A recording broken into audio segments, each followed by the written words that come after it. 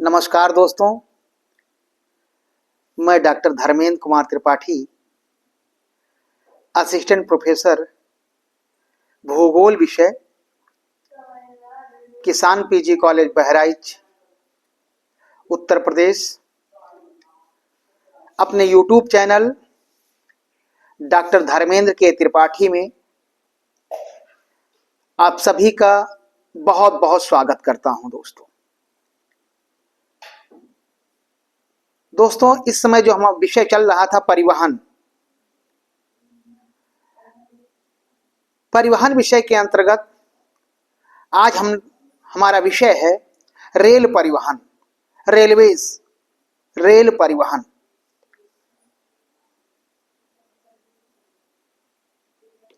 परिवहन का इतिहास सभ्यता का इतिहास है। परिवहन का इतिहास सभ्यता का इतिहास है। हमारे जीवन में परिवहन के साधनों की बहुत बड़ी भूमिका है। परिवहन का सब इतिहास जो है ये एक सभ्यता का इतिहास है और मानव के जीवन में परिवहन के साधनों की बहुत बड़ी भूमिका होती है। सड़कें बनाने वाले लोग रोशनी की मशाल लेकर आगे बढ़ते हैं और नेतृत्व करते हैं और सभ्यता उनका अनुकरण करती है। और सभ्यता सड़कें बनाने वाले रोशनी की मशाल लेकर आगे बढ़ते हैं और वो नेतृत्व करते हैं और सभ्यता उनका अनुकरण करती है। कच्चा मार्ग सड़क बन जाता है तो पहले कच्चा और बाद में पक्का हो जाता है। विश्व को एक सूत्र में बांधने का कार्य, व्यापार और वाणिज्य की उन्नति हुई है। वस्तुतः मानव की प्रगति परिवहन के परिवर्तन के साथ अनुक्रमित होती है। इसके द्वारा न केवल सामान एक स्थान से दूसरे स्थान को ले जाया जाता है, अपितु देश की संस्कृति, सभ्यता, सामाजिक और नैतिक वृद्धि भी प्रत्यक्षता उसी पर निर्भर करती है। परिवहन सब यांत्रिक साधनों एवं संगठनों का योग हो। परिवहन यांत्रिक साधनों एवं संगठनों का योग है जो व्यक्ति वस्तुओं को एक स्थान से दूसरे स्थान तक पहुंचाने में सहायक होते हैं। यदि कृषि और उद्योग को किसी देश की आर्थिक जीवन का शरीर और हड्डियां मानी जाए तो परिवहन उस आर्थिक ढांचे की स्नायु तंत्र, उस ढांचे की स्नायु तंत्र माना जाता है। दोस्तों, रेल परिवहन, रेलों का विकास सड़कों के विकास के बहुत बाद हुआ है। रेलों का विकास सड़कों के विकास के बहुत बाद हुआ है। प्रथम रेलमार्ग का निर्माण 1835 में इंग्लैंड में हुआ। विश्व में प्रथम रेलमार्ग का निर्माण 1835 में इंग्लैंड में हुआ था। पहली रेलगाड़ी मैनचेस्टर से लिवरपूल के लिए रवाना हुई, जिसके चालक उसके निर्माता स्वयं जॉर्ज स्टीफेंसन थे। विश्व में प्रथम रेलगाड़ी का निर्माण 1835 में इंग्लैंड में हुआ था और पहली रेलगाड़ी मैनचेस्टर से लिवरपूल के लिए रवाना हुई, जिसके चालक उसके निर्माता स्वयं जॉर्ज स्टीफेंसन थे। तब से रेलमार्गों ने विश्व के सभी देशों में बड़ी प्रगति की है। भारत में प्रथम ट्रेन, भारत में पहली ट्रेन मुंबई में 16 अप्रैल 1853 को मुंबई के बोरीबंदर से थाणे के मध्य चलाया गया था। यानी भारत में प्रथम रेल 16 अप्रैल 1853 में मुंबई में चलाई गई, जो बोरीबंदर से थाणे के मध्य। किसी देश के विकास में, किसी देश के आर्थिक विकास में रेल मार्गों का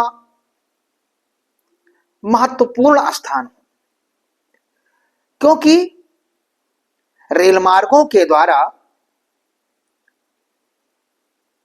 विभिन्न देशों, विभिन्न राज्यों से वस्तुएं एक स्थान से दूसरे स्थान पर आसानी से भेजी जा सकती हैं और उनका परिवहन खर्च भी कम आता है सड़क परिवहन की अपेक्षा। तो किसी भी राष्ट्र में, किसी भी राष्ट्र के विकास में रेल परिवहन का महत्वपूर्ण स्थान है।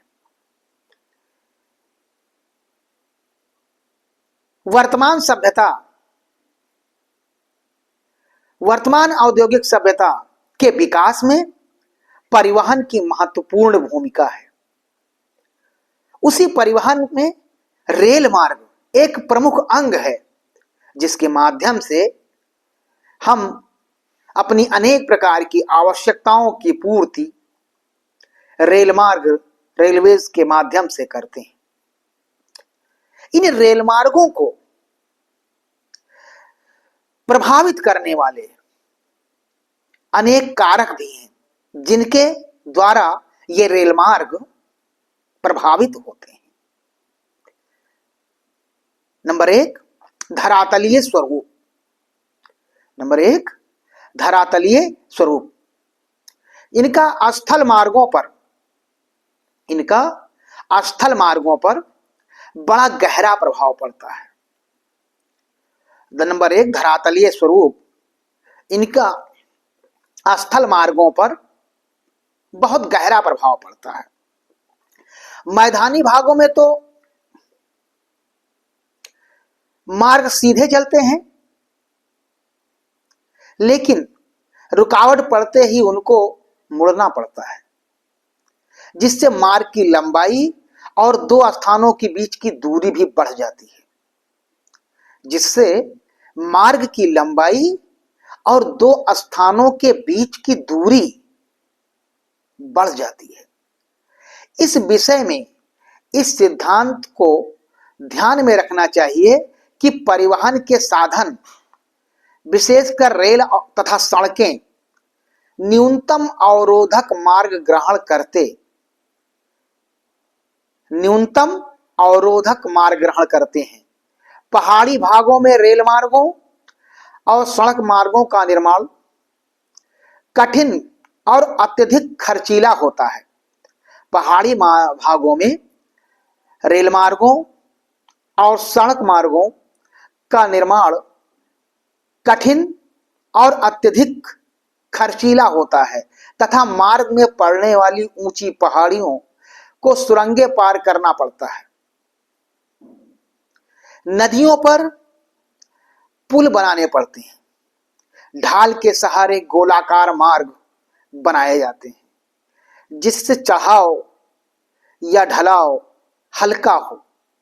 इस प्रकार रेल मार्गों की लंबाई बढ़ जाती है।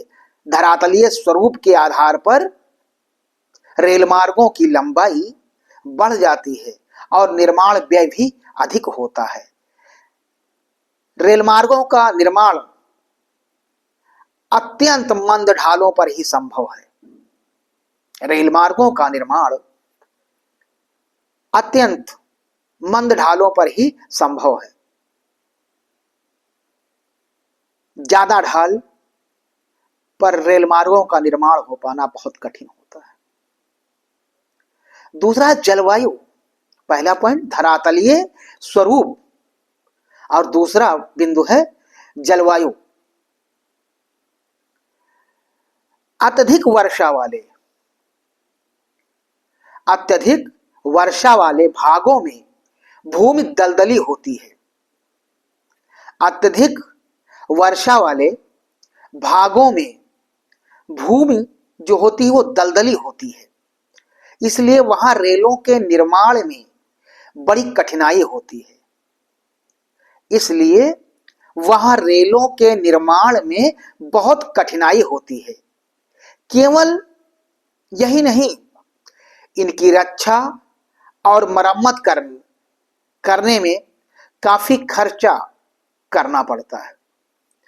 बाढ़ से रेलमार्ग उजड़ जाते हैं, पुल टूट जाते हैं और कई स्टेशन डूब चुके हैं। भारत में असम और बिहार राज्यों में, भारत में असम जहां ब्रह्मपुत्र नदी और बिहार जहां कोसी नदी राज्यों में, तथा संयुक्त राज्य अमेरिका में मिसिसिपी की घाटी में प्रायः इन बाढ़ों से यातायात मार्गों को बहुत हानि पहुंचती है। प्रायः इन बाढ़ों से यातायात मार्गों को बहुत हानि पहुंचती रहती है। गर्म लू वाले देशों में रेल पथ बालू मिट्टी से ढक जाते हैं और अत्यंत ठंडे देशों में इन पर बर्फ जमने से यातायात रुक जाता है। इनको साफ करने में, परिवहन सुविधा बहाल करने में अत्यधिक व्यय खर्च करना पड़ता है। तीसरा बिंदु है आर्थिक कारण, यानी पहला धरातलीय स्वरूप, दूसरा जलवायु और तीसरा आर्थिक कारण। उन्नत देशों में रेलमार्गों पर आर्थिक तत्वों जैसे उन्नत देशों में रेलमार्गों पर आर्थिक तत्वों का जैसे जनसंख्या का वितरण, व्यापार, औद्योगिक प्रगति और उपलब्ध साधन आदि का प्रभाव भी निश्चित रूप से रहता है। यानी उन्नत देशों में रेल मार्गों पर आर्थिक तत्वों का जैसे जनसंख्या का वितरण, व्यापार, औद्योगिक प्रगति और उपलब्ध साधन आदि का प्रभाव भी निश्चित रूप से रहता है। अगला बिंदु है राजनीतिक तत्व। पहला धरातलीय, दूसरा जलवायु, तीसरा आर्थिक और चौथा है राजनीतिक पक्ष। रेल मार्गों को जो प्रभावित करने वाले चार प्रमुख हैं: धरातलीय स्वरूप, जलवायु, आर्थिक कारण और चौथा राजनीतिक तत्व। राजनीतिक तत्व के अंतर्गत देश की सीमा, सुरक्षा तथा राष्ट्रीय एकता। राजनीतिक तत्व के अंतर्गत देश की सीमा, सुरक्षा तथा राष्ट्रीय एकता की दृढ़ता संबंधी कारण सम्मिलित होते हैं।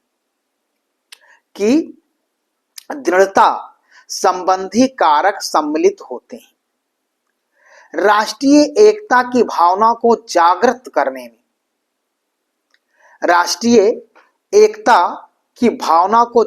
करने में, संयुक्त राज्य अमेरिका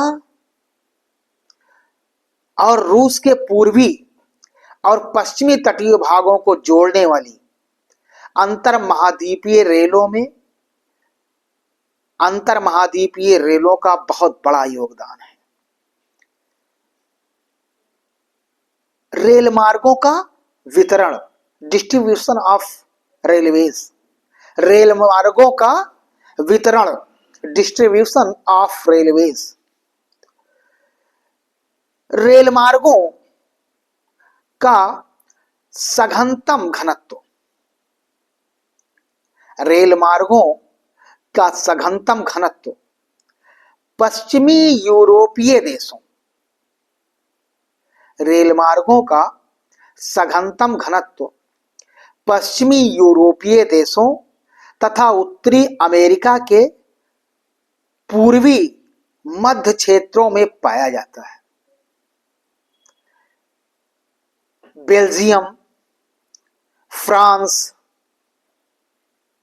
जर्मनी, ग्रेट ब्रिटेन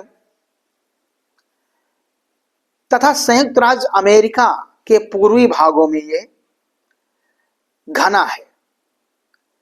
सबसे अधिक रेल मार्ग संयुक्त राज्य अमेरिका में पाए जाते हैं। इसके बाद महत्व की दृष्टि से रूस, Canada, Bharat, Argentina, Germany, Australia, France, दक्षिण अफ्रीका, ब्राजील, ग्रेट ब्रिटेन और जापान का स्थान आता है। यूरोप में अधिकांश रेल मार्ग, यूरोप में अधिकांश रेल मार्ग पश्चिमी भागों में पाए जाते हैं। यूरोप में अधिकांश रेल मार्ग पश्चिमी भागों में पाए जाते हैं। यहां का प्रसिद्ध रेल मार्ग ओरिएंट एक्सप्रेस है। यूरोप के अधिकांश रेल मार्ग पश्चिमी भाग में पाए जाते हैं। यहां का प्रसिद्ध रेल मार्ग ओरिएंट एक्सप्रेस है। रूस में ट्रांस साइबेरियन रेल मार्ग, रूस में ट्रांस साइबेरियन रेल मार्ग विश्व का सबसे लंबा रेल मार्ग है। यानी रूस में ट्रांस साइबेरियन रेल मार्ग विश्व का सबसे लंबा रेल मार्ग है। कनाडा के दो रेल मार्ग प्रमुख हैं। कनाडा के दो रेल मार्ग प्रमुख हैं। कैनेडियन पैसिफिक रेल मार्ग, कनाडा के दो प्रमुख रेल मार्ग हैं, जैसे कैनेडियन पैसिफिक रेल मार्ग और कैनेडियन नेशनल रेल मार्ग। कनाडा में दो प्रमुख रेल मार्ग हैं। नंबर 1 कैनेडियन पैसिफिक रेल मार्ग और दूसरा है नंबर 2 है कैनेडियन नेशनल रेल मार्ग।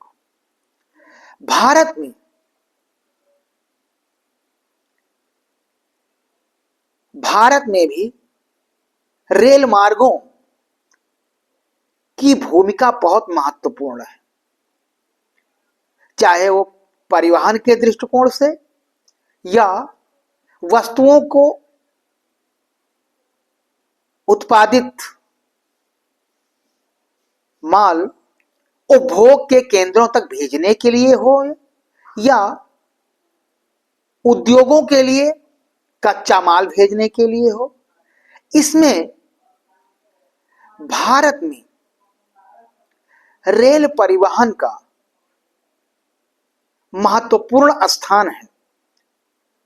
इसीलिए भारत में जिन राज्यों में उद्योगों का या प्राकृतिक संसाधनों की बहुलता है, वहां पर रेल मार्गों का जाल सा बिछा हुआ है, जिनसे मानव की अनेक आवश्यकताओं की पूर्ति हो रही है। भारत में भी रेल मार्गों की महत्वपूर्ण भूमिका है, चाहे वो परिवहन के दृष्टिकोण से हो या फिर विभिन्न प्रकार की सेवाओं के लिए हो या उद्योगों से संबंधित उत्पादित माल या कच्चा माल भेजने या लाने के लिए। इन क्रियाओं को करने के लिए रेल परिवहन की महत्वपूर्ण भूमिका है। अफ्रीका में विस्तृत मरुस्थल अफ्रीका में विस्तृत मरुस्थल, घने वन प्रदेश और पठारी धरातल के कारण रेल मार्गों का विकास सामान्यतया उत्तरी और दक्षिणी तटीय क्षेत्रों में ही किया गया है। एशिया में जापान, भारत और चीन में अधिक रेल मार्ग पाए जाते हैं। रेल मार्गों के दृष्टिकोण से अगर देखा जाए तो संयुक्त राज्य अमेरिका का प्रथम स्थान है। इसके बाद चीन, रूस, Bharat, Canada, Germany, Australia, Brazil, Argentina व दक्षिणी अफ्रीका का भी महत्वपूर्ण स्थान है। रेलों द्वारा यात्रियों का परिवहन सबसे अधिक रेलों द्वारा यात्रियों का परिवहन सबसे अधिक भारत, चीन, रूस और जापान में होता है। रेलों द्वारा यात्रियों का परिवहन सबसे अधिक भारत, चीन, रूस तथा जापान में होता है। इसके बाद फ्रांस, जर्मनी, ग्रेट ब्रिटेन, संयुक्त राज्य अमेरिका, इटली, चेक गणराज्य, स्लोवाकिया, पाकिस्तान आदि में है। रेल मार्गों द्वारा माल ढोने का सर्वाधिक महत्वपूर्ण कार्य संयुक्त राज्य अमेरिका में होता है। इसके बाद रूस, चीन, भारत, कनाडा अन्य महत्वपूर्ण देश जहां रेलों द्वारा अधिक माल ढोया जाता है वे फ्रांस, जर्मनी, जापान, पोलैंड, दक्षिण अफ्रीका संघ, चेक गणराज्य तथा Slovakia, Romania, Great Britain, Australia, Netherland, Hungary, Italy और अर्जेंटीना में। रूस में सुदूर क्षेत्रों में खनिज उत्पादन होने तथा कारखानों में भारी वस्तुओं के निर्माण में माल ढोने का कार्य अधिकांशतः रेलों द्वारा ही किया जाता है।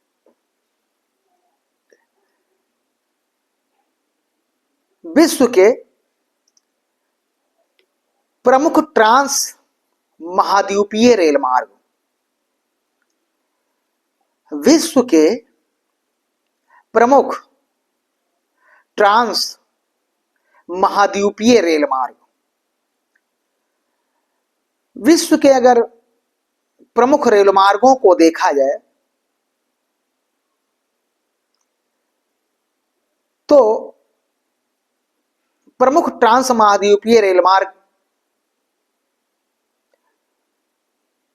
निम्न प्रकार से हैं। नंबर 1 ट्रांस साइबेरियन रेल मार्ग। नंबर 1 ट्रांस साइबेरियन रेल मार्ग, यह विश्व का सबसे बड़ा ट्रांस साइबेरियन रेल मार्ग, यह विश्व का सबसे बड़ा सबसे लंबा रेल मार्ग है।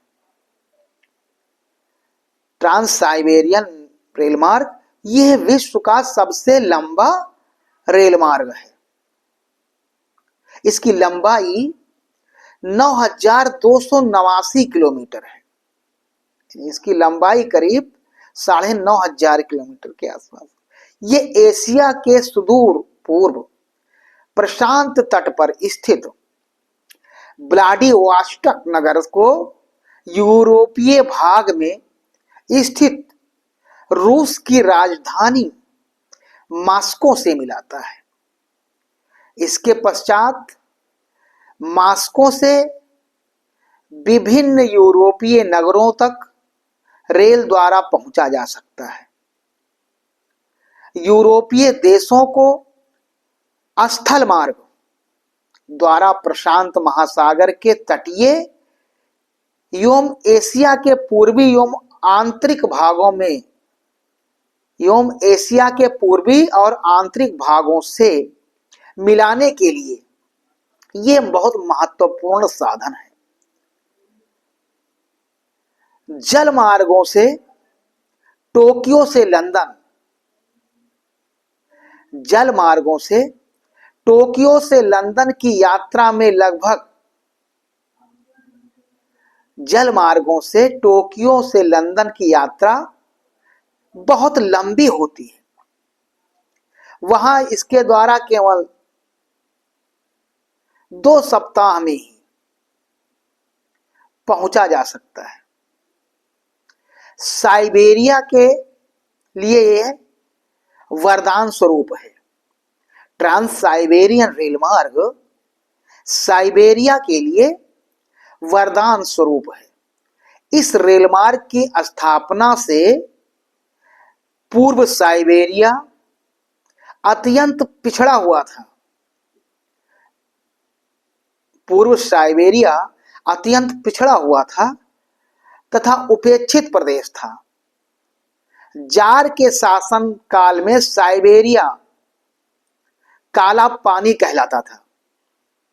जार के शासन काल में साइबेरिया काला पानी कहलाता था, किंतु इस मार्ग में के खुल जाने से अतिशीघ्र आर्थिक प्रगति आरंभ हुई तथा आज साइबेरिया रूस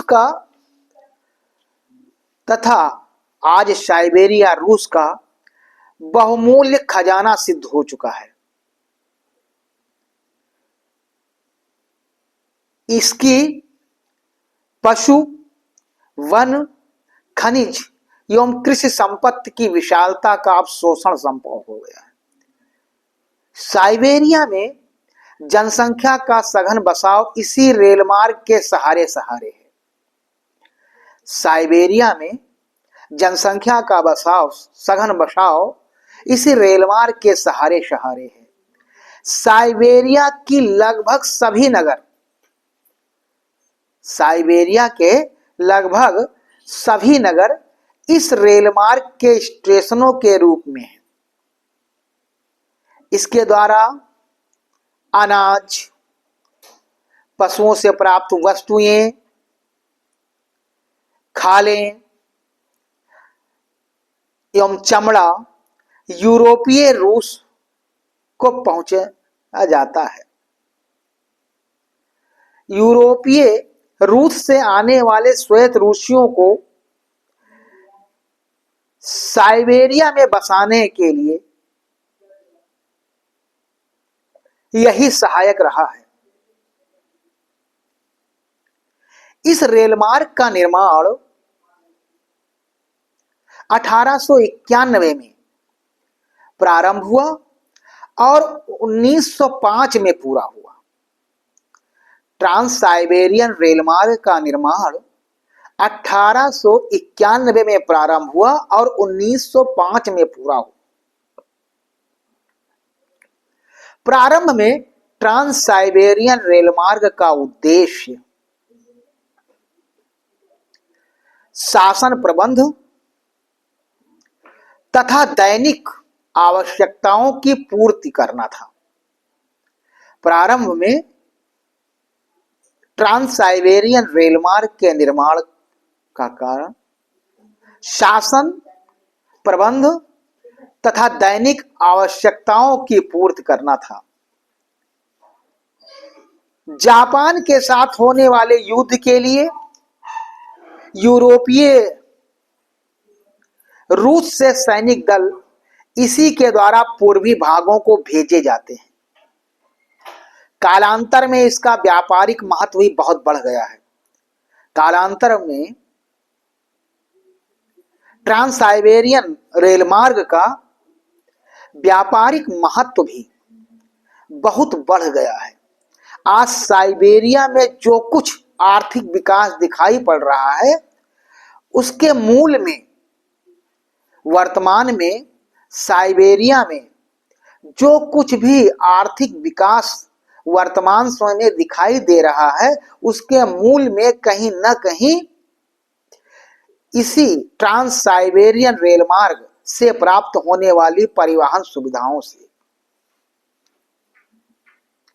ये रेलमार्ग बाल्टिक सागर में फिनलैंड की खाड़ी पर स्थित सेंट पीटर्सबर्ग, लेनिनग्राड, ये रेलमार्ग बाल्टिक सागर में फिनलैंड की खाड़ी पर स्थित सेंट पीटर्सबर्ग, लेनिनग्राड नगर से प्रारंभ होकर मॉस्को तक जाता है। सेंट पीटर्सबर्ग रूस का प्रधान उत्तरी पश्चिमी बंदरगाह है। सेंट पीटर्सबर्ग जो है रूस का प्रधान उत्तरी पश्चिमी बंदरगाह है। मॉस्को के औद्योगिक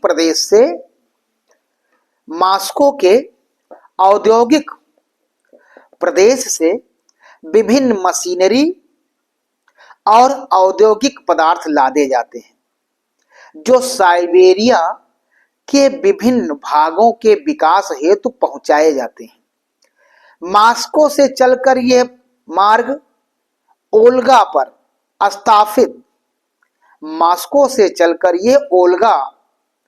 स्थापित कजान नगर तक पहुंचता है। कजान से पुनः यूराल पर्वतों के मध्य स्थित चेल्याबिस्क जंक्शन पर पहुंचता है। यहां से स्वर्डलोवस्क तथा मैग्निटोगोर्स्क को रेलमार्ग जाता है। इसके पश्चात रेलमार्ग ओमस्क नगर पहुंचता है, जो ओबे की सहायक इर्टिस नदी पर स्थित स्टेपी प्रदेश का प्रमुख नगर है। इसके पश्चात ये ओबे नदी पर स्थित नोवोसिबिर्स्क नगर को पहुंचता है। तत्पश्चात येनिसी नदी पर स्थित कैस्नोयार्स्क होता हुआ बेकाल झील के पूर्व में स्थित प्रमुख नगर इर्कुत्स्क तक पहुंचता है। साइबेरिया में आर्थिक विकास बढ़ने के साथ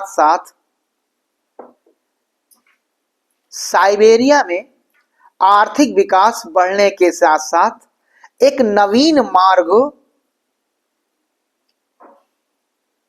का निर्माण किया गया है। इस कारण मॉस्को में इसके समानांतर एक दूसरे रेलमार्ग का भी निर्माण किया गया है, जो छोटा मैग्निटोगोर्स्क, बर्नाल, स्टालिंस्क औद्योगिक नगरों से होता हुआ इर्कुत्स्क के समीप पुनः इससे मिल जाता है। इस द्वितीय मार्ग की औद्योगिक महत्ता बहुत अधिक है। यह कुजनेटस के महान कोयला क्षेत्र को, जिसका मुख्य नगर स्टालिस्क है, यूराल के महान लोहा क्षेत्र से, जिसका मुख्य नगर मैग्निटोगोर्स्क है, से मिलता है। इस रेलमार्ग के कारण इन दोनों क्षेत्रों में लोहा तथा इस्पात उद्योग विकसित हो गया है। ये पश्चिम से लोहा तथा पूरब से कोयला ढोता है। इर्कुत्स्क के पश्चात यह रेलमार्ग चीता पहुंचता है, जहां से मंचकों में होती हुई इसकी एक शाखा पृथक हो जाती है। चीता से मंचकों की उत्तरी सीमा के समानांतर चलकर यह उसूरी नदी पर स्थित खबारोवस्क नगर पहुंचता है। तत्पश्चात दक्षिण को मुड़कर व्लादिवोस्टॉक में समाप्त हो जाता है। व्लादिवोस्टॉक से मंचकों में पिंकयान, चांगचुंग होता हुआ रेलमार्ग चीन के बीजिंग नगर से जुड़ा हुआ है। इस प्रकार ये विशाल रेलमार्ग एशिया के उत्तरी भाग में पश्चिम को पूरब से जोड़ने वाली मुख्य कड़ी का कार्य करता है। इस रेलमार्ग द्वारा मॉस्को की निर्मित वस्तुएं साइबेरिया और साइबेरिया क्षेत्र की कच्ची धातुएं रूस के विभिन्न औद्योगिक केंद्रों को भेजी जाती हैं। इससे कोयला, मक्खन तथा गेहूं यूरोप को भेजे जाते हैं। दूसरा मार्ग है कैनेडियन पैसिफिक रेल मार्ग। दूसरा प्रमुख मार्ग है दूसरा रेलमार्ग है कैनेडियन पैसिफिक रेलमार्ग। इस रेलमार्ग का कनाडा के लिए वही महत्व है जो ट्रांस साइबेरियन रेलमार्ग का साइबेरिया के लिए है।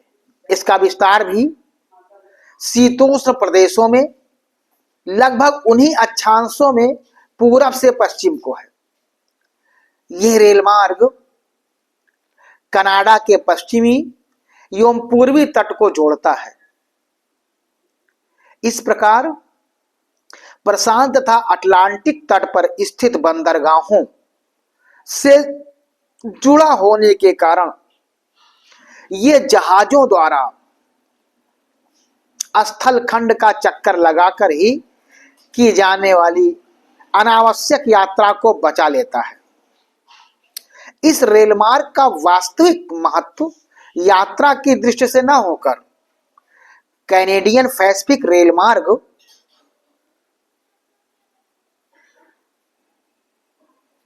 का वास्तविक महत्व यात्रा की दृष्टि से न होकर आर्थिक क्षेत्र में है।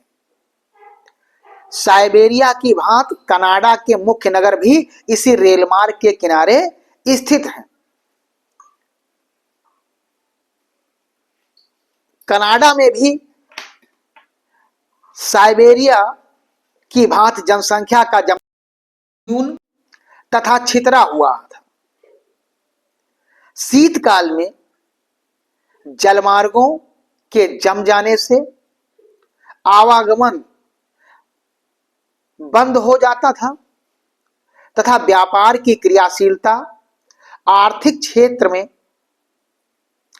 पर्याप्त रुक जाती थी। इस रेलमार्ग के निर्माण से वर्ष भर के लिए सुलभ यातायात मार्ग प्रशस्त हो गया तथा इससे आर्थिक क्षेत्र में पर्याप्त उन्नति हुई। राजनीतिक दृष्टिकोण से विभिन्न प्रांतों के शासन कार्यों में भी इनका महत्व अत्यधिक रहा है।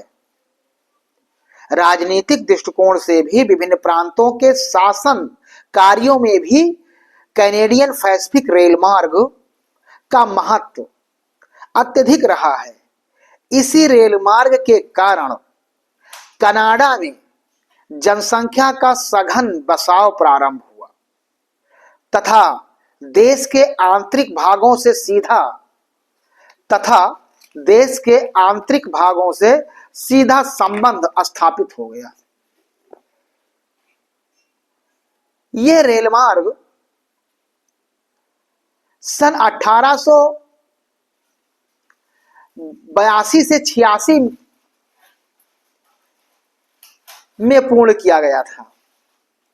यह कनाडा के पूर्वी सिरे पर न्यू ब्रुंसविक राज्य के सेंट जॉन तथा हैलिफैक्स नगरों को देश के पश्चिमी छोर तथा संयुक्त राज्य अमेरिका की सीमा पर स्थित वैंकूवर नगर से मिलाता है।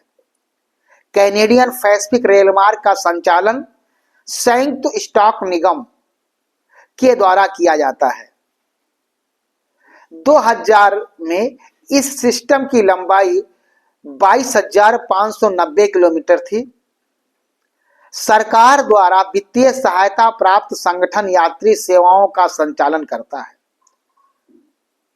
सर्वप्रथम ये सेंट जॉन से संयुक्त राज्य अमेरिका के मेन राज्य में प्रवेश करता है तथा उसे पार करके सेंट लॉरेंस नदी पर स्थित मॉन्ट्रियल नगर तक पहुंचता है। यह कनाडा का प्रमुख व्यापारिक नगर है। सर्दियों में सेंट लॉरेंस नदी के जम जाने से इसका बंदरगाह व्यापार के सर्वथा अनुपयुक्त हो जाता है, जिससे इस रेलमार्ग की महत्ता और बढ़ जाती है। मॉन्ट्रियल के पश्चात ये ओटावा नदी के किनारे चलकर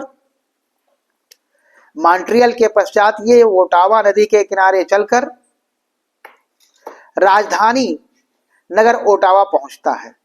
ये लकड़ी, लुगदी, वन उपजों की प्रमुख मंडी है। इसके पश्चात यह मार्ग ह्यूरन झील के उत्तर में स्थित सडबरी नगर पहुंचता है, जो खनिज क्षेत्रों का प्रमुख नगर है। सडबरी जो खनिज क्षेत्रों का प्रमुख नगर है, यहां से विभिन्न खनिजों का शोषण करके उनको विभिन्न भागों में भेजा जाता है।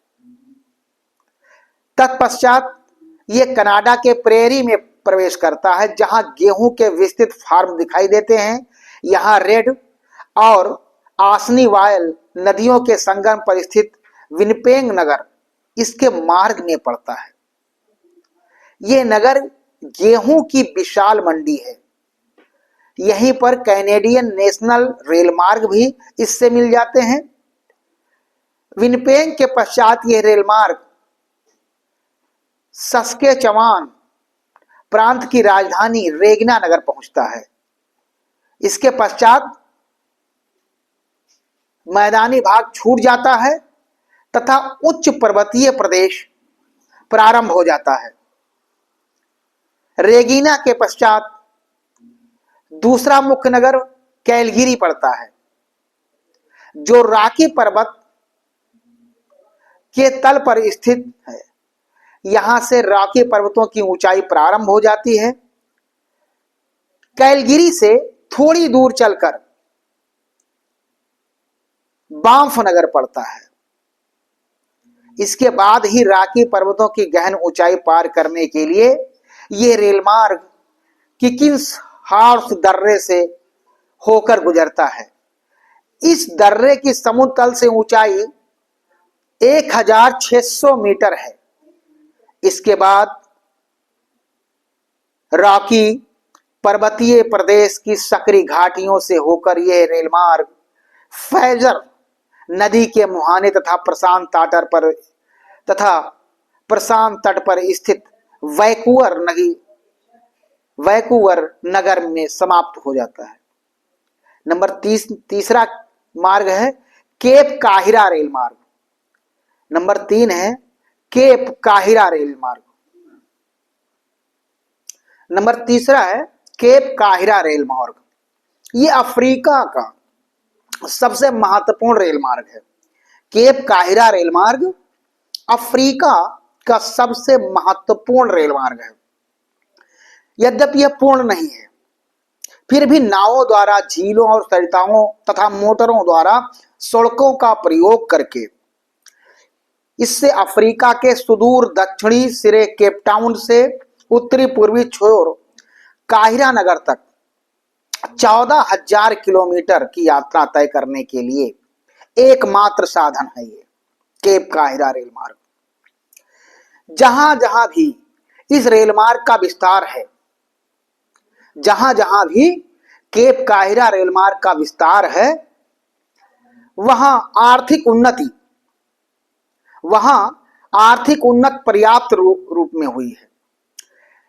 इनमें दक्षिण अफ्रीका संघ, जिम्बाब्वे तथा कांगो गणतंत्र मुख्य हैं। दक्षिण अफ्रीका के हीरा, सोना, तांबा आदि बहुमूल्य खनिजों के विदोहन कार्य में इस रेल मार्ग का विशेष महत्व रहा है। उत्तरी अफ्रीका में नील नदी की घाटी के आर्थिक विकास में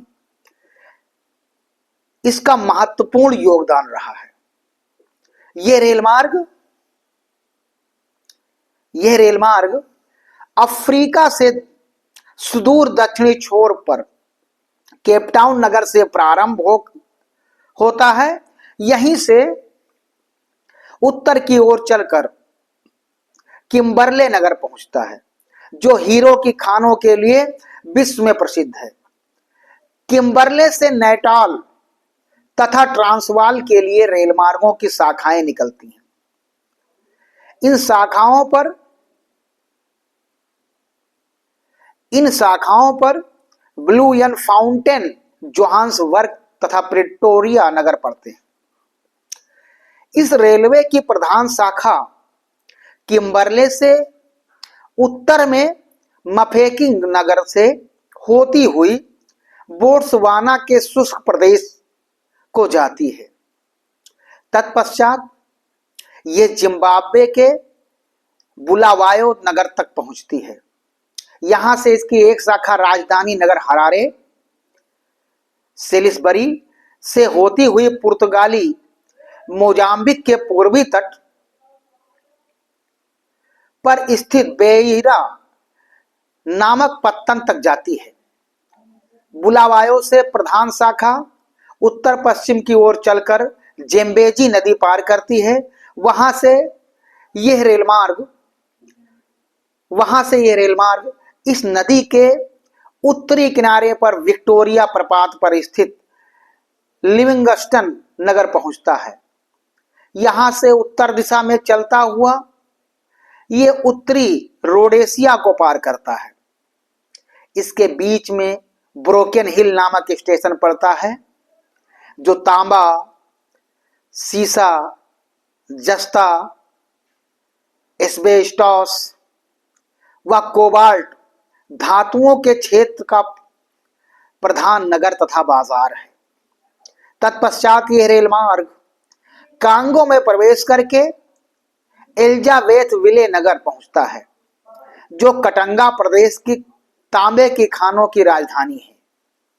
इससे आगे चलकर यह दो शाखाओं में विभक्त हो जाता है।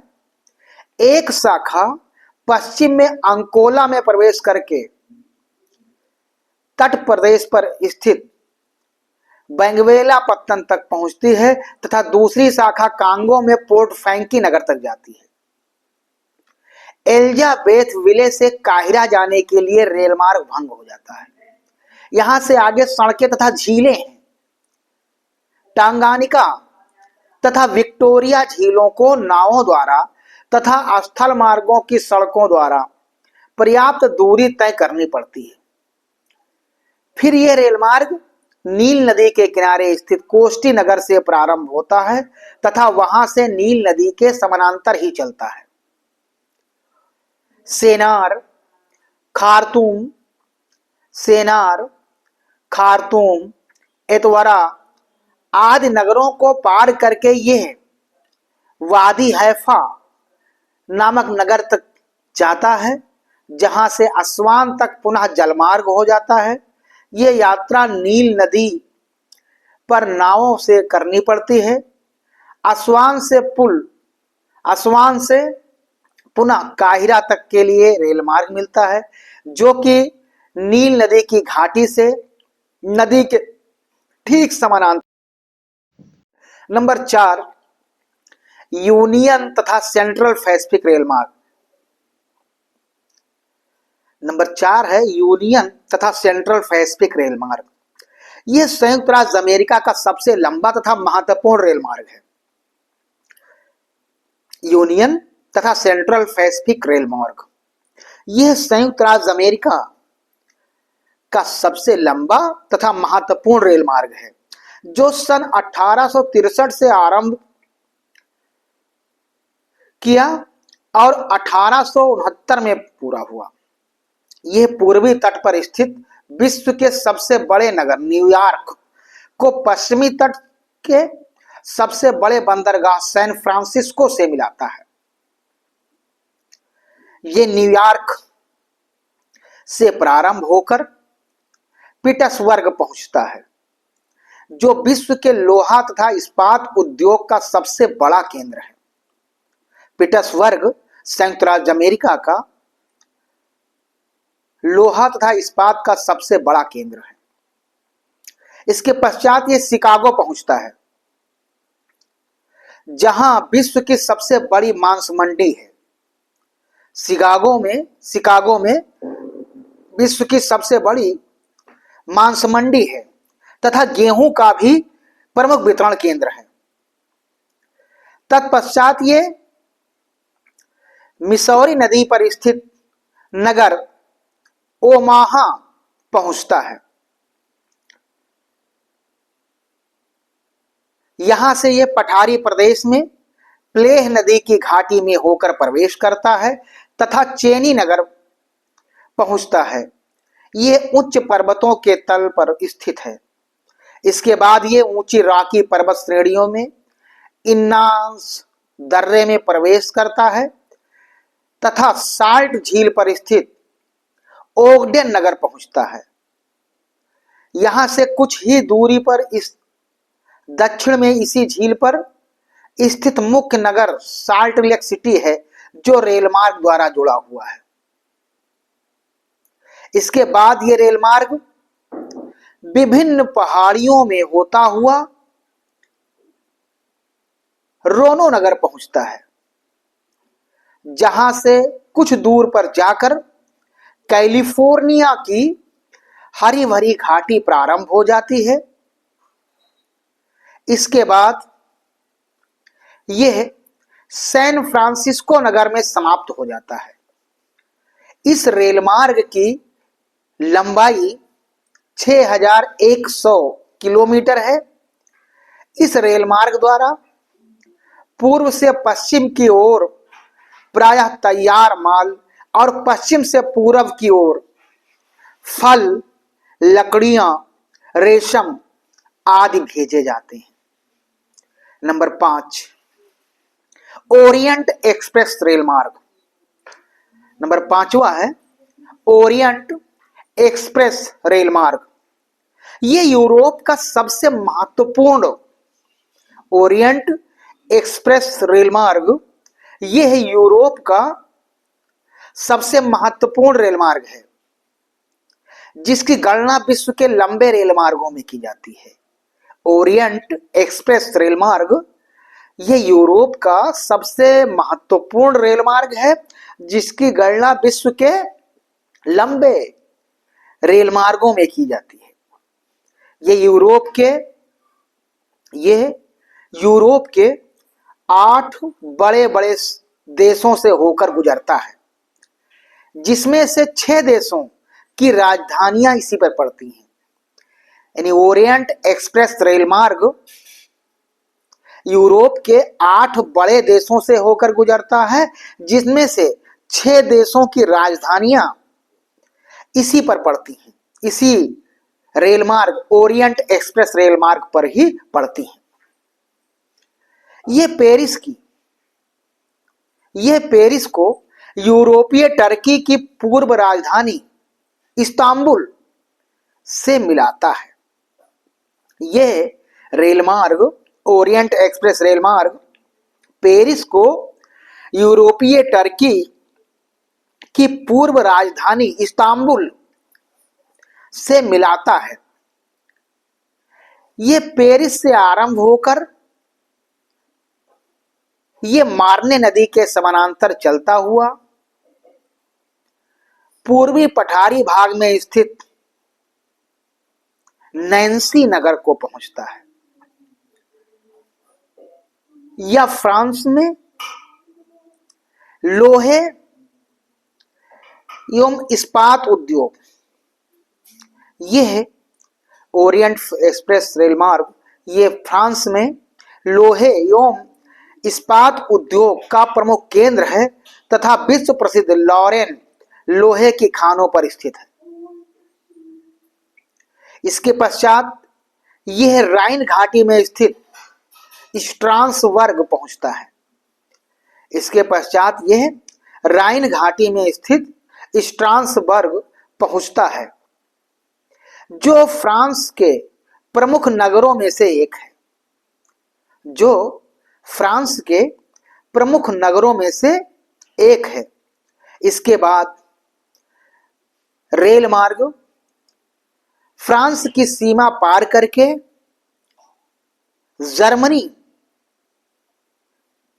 में प्रवेश करता है। यह औद्योगिक नगर कार्लसरूहे होकर स्टटगार्ट पहुंचता है, जो जर्मनी के दक्षिणी पठारी भागों में स्थित प्रमुख नगर है। इसके पश्चात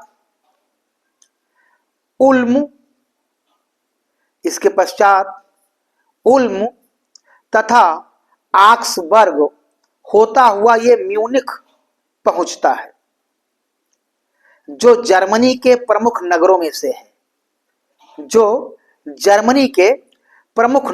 से है। तत्पश्चात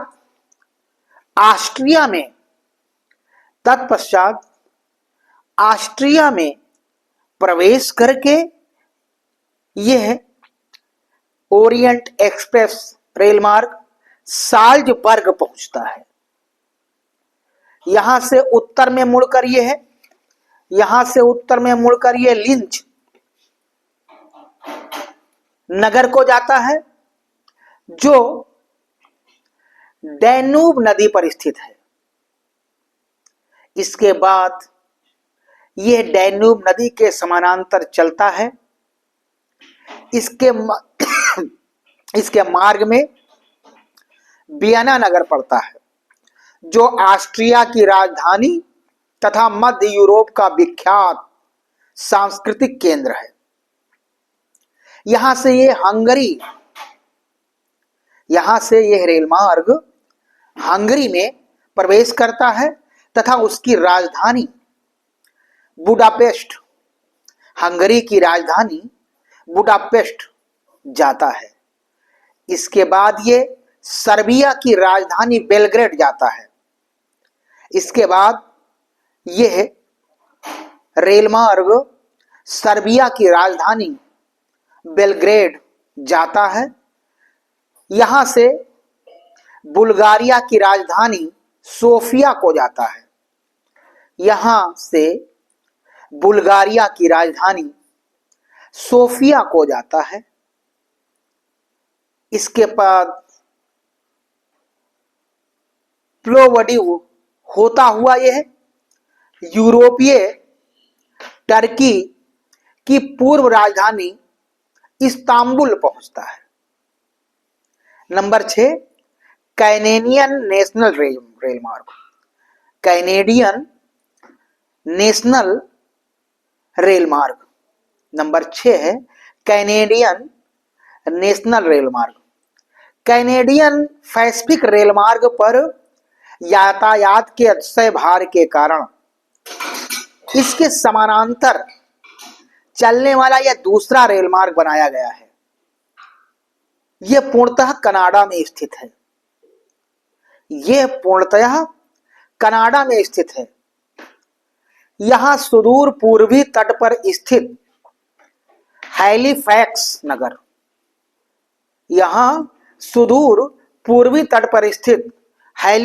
नगर को सुदूर पश्चिमी तट पर स्थित प्रिंस रूपर्ट नगर से मिलाता है। सर्वप्रथम ये हैलिफैक्स से चलकर क्यूबेक नगर पहुंचता है, जो सेंट लॉरेंस पर स्थित प्रमुख बंदरगाहों में से एक है। क्यूबेक से सीधा पश्चिम की ओर चलकर कोक्रेन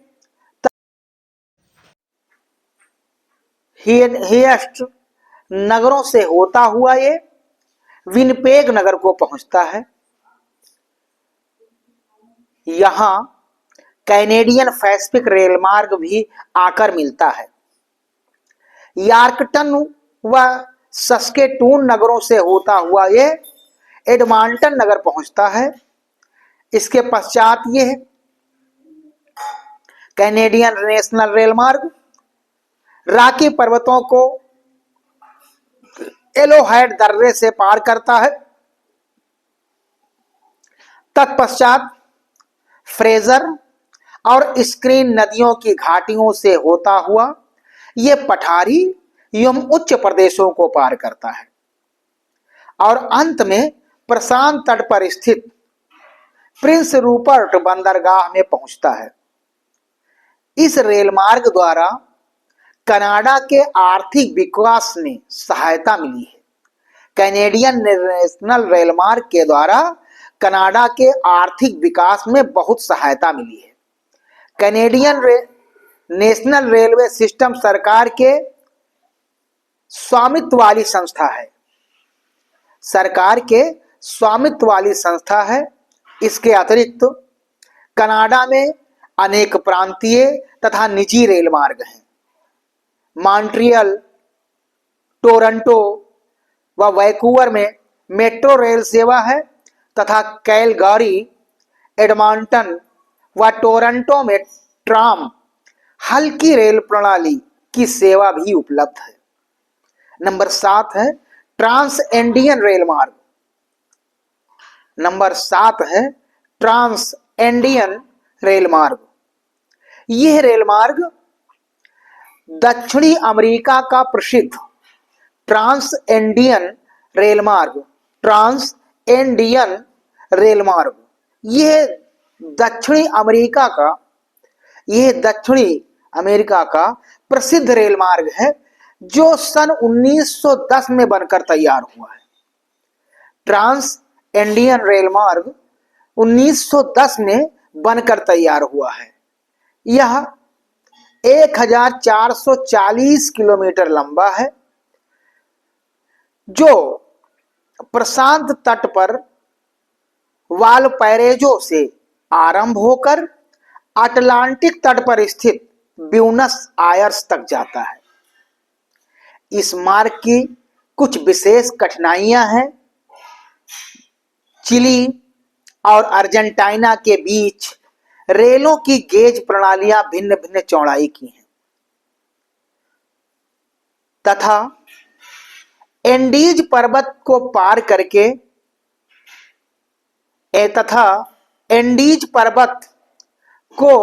करने के लिए इसे 3484 मीटर की ऊंची और कई लंबी सुरंगों में होकर निकलना पड़ता है। हिमपात तथा सैलों के खिसकने का भी जोखिम इस रास्ते पर रहता है। ट्रांस इंडियन रेल मार्ग में हिमपात तथा सैलों के खिसकने का जोखिम भी बना रहता है।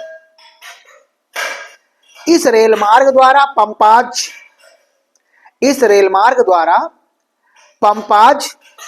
तथा पश्चिमी तट पर पंपाज तथा पश्चिमी तट की उपजों जिसमें विशेषता रसदार फलों, इस रेल मार्ग द्वारा पंपाज तथा पश्चिमी तट की उपजों जिसमें विशेष रूप से रसदार फलों का निर्यात, व्यापार और डाक तथा यात्रियों का आवागमन होता है। नंबर 8 ऑस्ट्रेलियाई ट्रांस कॉन्टिनेंटल रेल मार्ग। नंबर 8वां है ऑस्ट्रेलियाई ट्रांस कॉन्टिनेंटल रेल मार्ग। ये ऑस्ट्रेलिया का सबसे महत्वपूर्ण रेल मार्ग है। ऑस्ट्रेलियाई ट्रांस कॉन्टिनेंटल रेल मार्ग ये ऑस्ट्रेलिया का सबसे महत्वपूर्ण रेल मार्ग है, जो पश्चिमी तट को पूर्वी तट से मिलाता है। यह ऑस्ट्रेलिया का सबसे महत्वपूर्ण रेल मार्ग है, जो पश्चिमी तट को पूर्वी तट से मिलाता है। यह मार्ग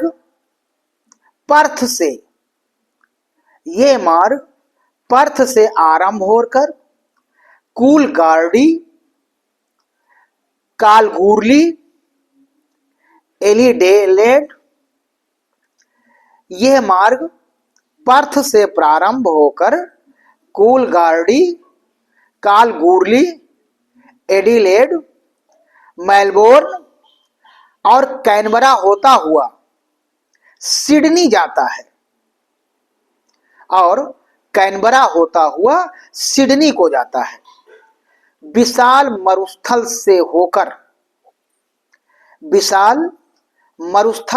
से होकर निकलने वाला इतना बड़ा रेल मार्ग संसार में अन्यत्र कहीं नहीं है। विशाल मरुस्थल से होकर निकलने वाला इतना बड़ा रेल मार्ग और कहीं नहीं है। यानी ऑस्ट्रेलियाई ट्रांस कॉन्टिनेंटल रेल मार्ग मरुस्थल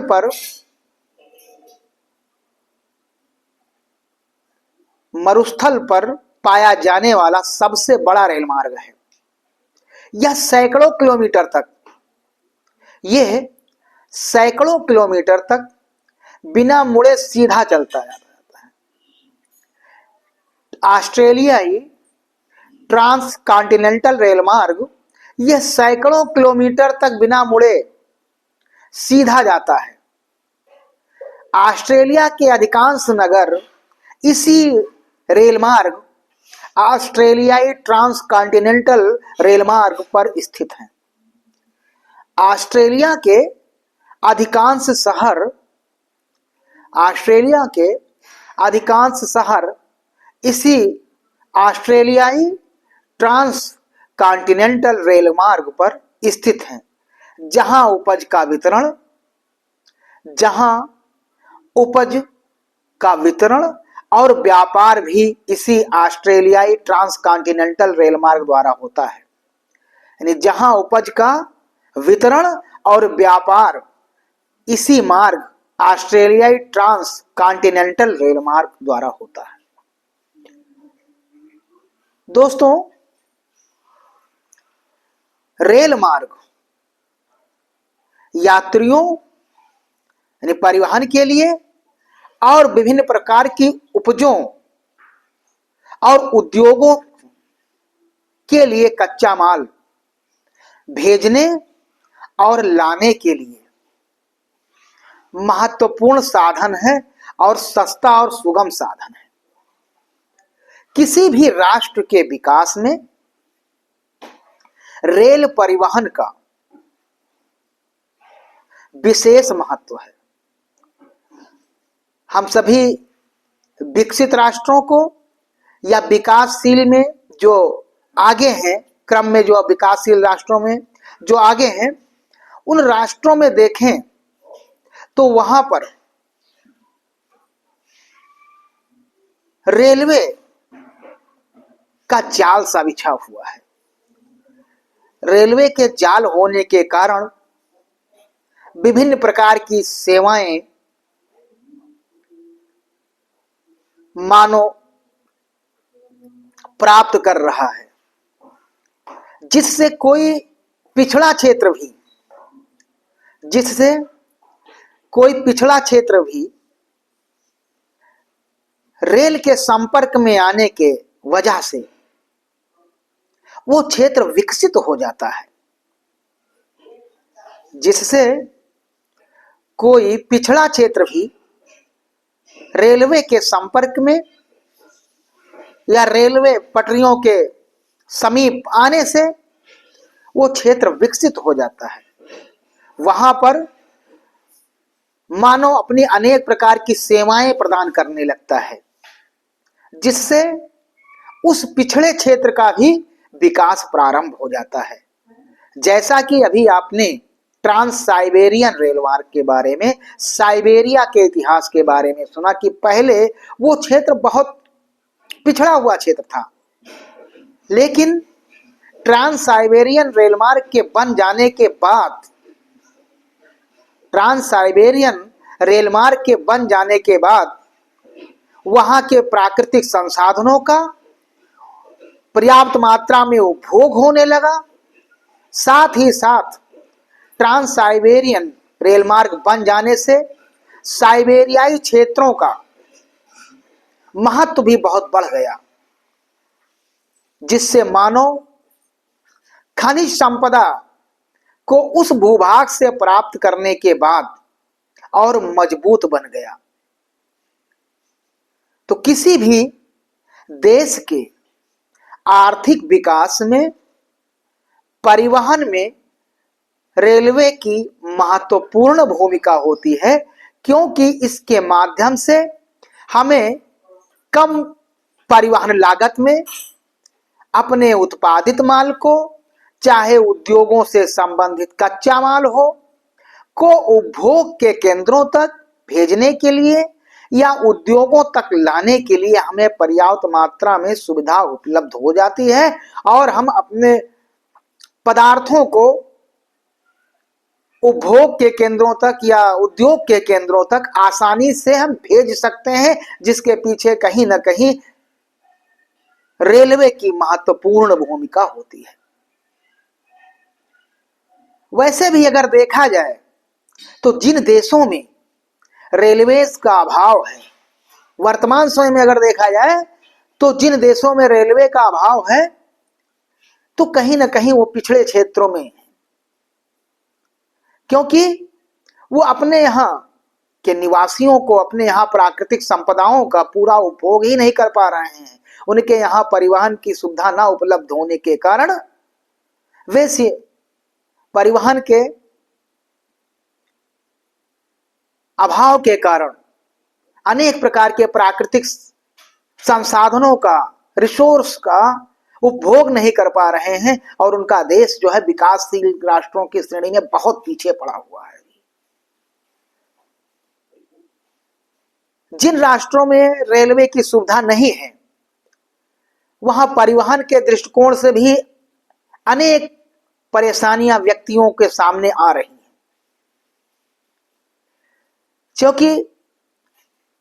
क्योंकि परिवहन में रेलवे एक साथ हजारों व्यक्तियों को एक स्थान से दूसरे स्थान में ले जाने के लिए महत्वपूर्ण भूमिका अदा करता है। इसके अभाव में भी मनुष्यों को परिवहन में भी अनेक समस्याएं का सामना करना पड़ सकता है। तो किसी भी राष्ट्र के विकास में रेलवे की महत्वपूर्ण भूमिका होती है। ज्यों-ज्यों उस राष्ट्र में रेल लाइनों का विस्तार होता जाता है, वो देश शक्ति और संपन्नशाली होता जाता है, क्योंकि रेलवे के कारण ही वो अपने देश के प्राकृतिक संपदाओं का उचित प्रयोग कर लेता है, परिवहन के माध्यम से उनको मंगा सकता है, जिसके कारण उसकी अनेक प्रकार की आवश्यकताओं की पूर्ति होती है और अपने देश को एक विकसित राष्ट्र की श्रेणी में लाकर खड़ा करता है या विकासशील श्रेणी में बहुत आगे रखता है। ये सब परिवहन के माध्यम से होता है और परिवहन के कारण ही सभ्यता, आर्थिक भूदृश्यों का निर्माण होता जाता है, क्योंकि हम विभिन्न प्रकार की आर्थिक क्रियाओं को करना सीख जाते हैं। मानव अनेक प्रकार की आर्थिक क्रियाएं करने लगता है, उसमें भी परिवहन की महत्वपूर्ण भूमिका होती है, क्योंकि ऐसे कई क्षेत्र होते हैं जहां पर पहुंच पाना बड़ा कठिन और दुरूह होता है। वहां हम रेलवे के माध्यम से कम समय में उन क्षेत्रों में पहुंच जाते हैं। जो अभी आप 8 प्रकार के ट्रांस रेलवे के बारे में, 8 बिंदुओं के बारे में सुने हैं, उनमें कहीं ना कहीं ये सब बातें झलक रही हैं, दिखाई पड़ रही हैं आप सभी को। तो ये भी बहुत महत्वपूर्ण कारक होता है।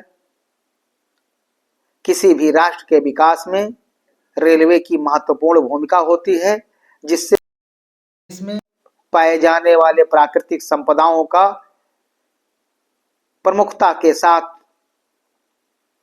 उपभोग करते हैं और उत्पादित वस्तु को उपभोग के केंद्रों तक रेलवे परिवहन के माध्यम से भेजने में उनको सरलता प्राप्त होती है। साथ ही साथ परिवहन खर्च भी कम आता है। दोस्तों, आज का जो हमारा विषय था रेल परिवहन, उम्मीद है इस वीडियो के माध्यम से आप सभी को रेल परिवहन के बारे में, रेलवे लाइन के विश्व में और भारत में कब चलाई गई और संसार में बड़े रेलवे मार्ग कौन से हैं, उनके बारे में आप सभी को जानकारी प्राप्त होगी। वो रेल मार्ग कहाँ से कहाँ तक आते जाते हैं, कहाँ पर मानवीय आवश्यकताओं को पूरा करते हैं, कहाँ पर हम खनिज पदार्थों का परिवहन उनके माध्यम से करते हैं, कहाँ हम खनिजों का एक स्थान से भेजते हैं दूसरे स्थान पर, कहाँ हम विभिन्न प्रकार के खाद्यान्नों को भेजते हैं। इनके बारे में हमको जानकारी प्राप्त हुई इस वीडियो के माध्यम से। मिलते हैं दोस्तों एक नए विषय के साथ, एक नए वीडियो के साथ। तब तक के लिए नमस्कार।